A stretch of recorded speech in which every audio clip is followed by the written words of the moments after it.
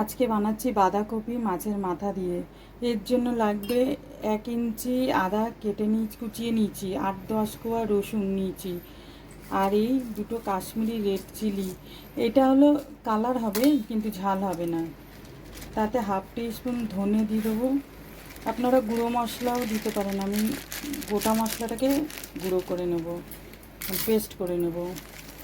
1/2 teaspoon ধনে আর 1 teaspoon জিরে দিলাম। এবার এটাকে পেস্ট করে নিচ্ছি। তো এটাকে পেস্ট করে নিয়ে আসছি। কড়া গরম হয়ে গেছে, সরষের তেল দিয়ে দিয়েছি। এরপর মাছের মাথাটা লাল লাল করে ভেজে নেব। তো মাথাটা ভেজে নিচ্ছি। মাছ ভেজে নিয়েছি, এরপর আলুটা দিয়ে দেবো।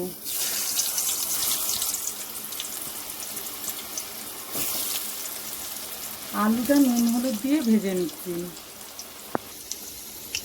নুন হলুদ দিয়ে ভাজা হয়ে গেছে, আলুগুলি তুলে নিলাম। এইবার ওই তেলেই ফোড়নে দিয়ে দেবো তেজপাতা, গোটা গরম মশলা আর সাদা জিরে ফোড়নে দিয়ে দেবো।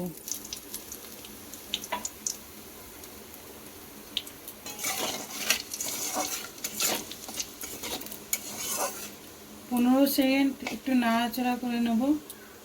ফোড়ন থেকে একটা খুব সুন্দর গন্ধ বেরোবে। এরপর এতে দিয়ে দেবো দুটো বড় সাইজের পেঁয়াজ কুচিয়ে রেখেছি। দুটো বড় সাইজের পেঁয়াজ দিয়ে দেবো।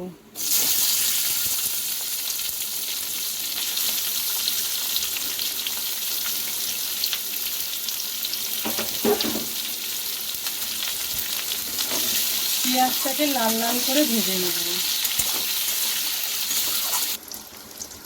পেঁয়াজটা ভাজা হয়ে গেছে, এরপর একটা টমেটো দিয়ে দেবো।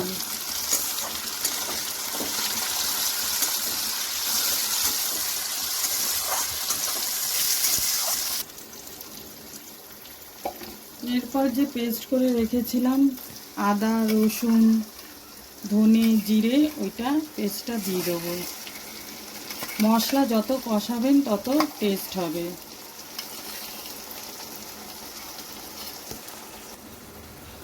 মিক্সির বাটি ধোয়া জলটাও দিয়ে দিলাম।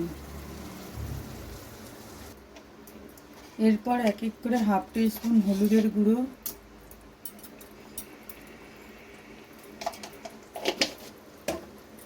ঝাল লঙ্কার গুঁড়ো। ঝালটা আপনাদের স্বাদ অনুযায়ী দেবেন, যে যেরকম ঝাল খায়।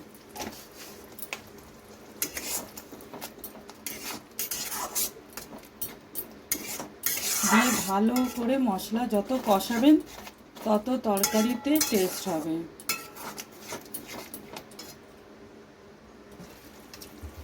তারপর স্বাদ অনুযায়ী নুন দেবেন।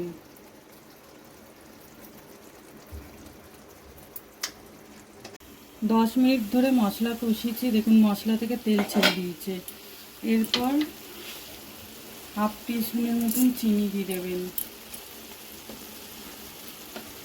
আর আলু নুন হলুদ দিয়ে ভেজে রেখেছিলাম, ওইটা দিয়ে দিলাম। নুন হলুদ দিয়ে ভেজে রাখা আলুটা মশলার মধ্যে দিয়ে দিলাম। এরপর এর মধ্যে কড়াইশুঁটি দিয়ে দেবো। এটা ফ্রোজেন কড়াইশুঁটি, আমি নিজেই করে রেখেছি ফ্রিজে। পরে দিলে হবে না, এটা পরেই দিতে হবে, আগে দিলে হবে না। আর ফ্রেশ থাকলে ওটা মশলার সাথেই দিয়ে দেবেন। এবার এটাকে আলুর সাথে মশলা দিয়ে ভালো করে কষিয়ে নেব। আলু দিয়ে কড়াইশুঁটি দিয়ে 5 মিনিট হয়ে গেল, কষিয়ে নিয়েছি। এরপর বাঁধাকপি সিদ্ধ করে রেখেছিলাম, জলগুলি চিবড়িয়ে ফেলে দিয়েছি। এরপর বাঁধাকপি দিয়ে আরও 5-10 মিনিট কষিয়ে নেব।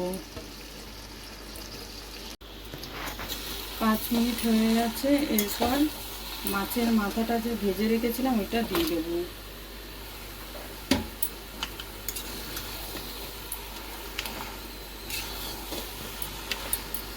দিয়ে আরও 5 মিনিট ঢাকা দিয়ে রেখে দেবো। গরম মশলা বেটে রেখেছিলাম, এটা দিয়ে দিলাম। দিয়ে আবার একটু ঢাকা দিয়ে রেখে দেবো। এইভাবে বাঁধাকপি রান্না করে দেখবেন, খুব ভালো লাগে খেতে, পুরো অনুষ্ঠান বাড়ির মতন। যদি আমার ভিডিওটা আপনাদের ভালো লেগে থাকে তাহলে লাইক, শেয়ার আর সাবস্ক্রাইব করতে ভুলবেন না।